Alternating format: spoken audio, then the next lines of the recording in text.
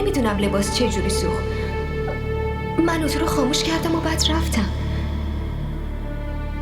نکنه زن داداش سری؟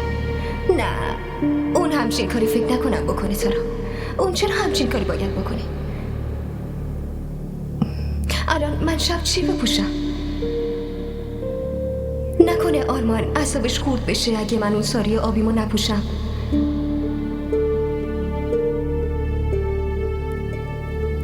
من چقدر احمقم.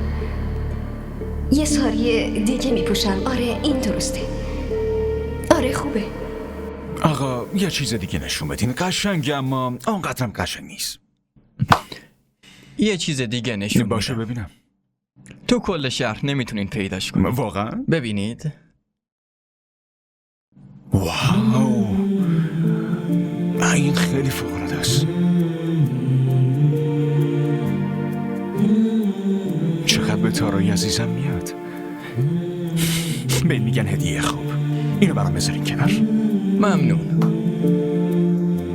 چقدر شد؟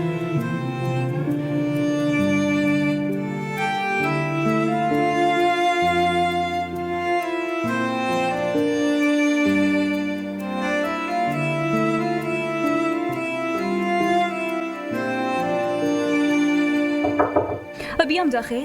بفرمایید. امروز خیلی خوشگل شدینا. دارین جایی میرین؟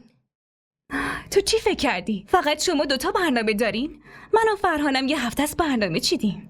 واقعا؟ اما شما که چیزی نگفتین. آره خب علاقه ندارم همه جا برنامه‌مو جار بزنم. پس شما هم با ما بیاین دیگه. اینجوری بیشتر بهمون خوش میگذره. نه فرهان دوست نداره کسی خلوت ما رو به هم بزنه. اینو که آره درست میگی. رژ لب صورتین تموم شده. تو داری؟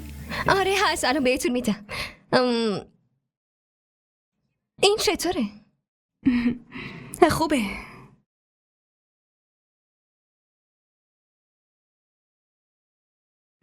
به من میاد. راستش چشم دختره فامیل دنبال منه. از لباسام، از آرایشم، از همه چی. این که خیلی عالیه. الان دقت کردم تو چرا اینقدر رژ لب پررنگ زدی؟ اصلا بهت نمیاد. یه ذره کم رنگ‌تر بزن. فکر کنم آرمان اومد.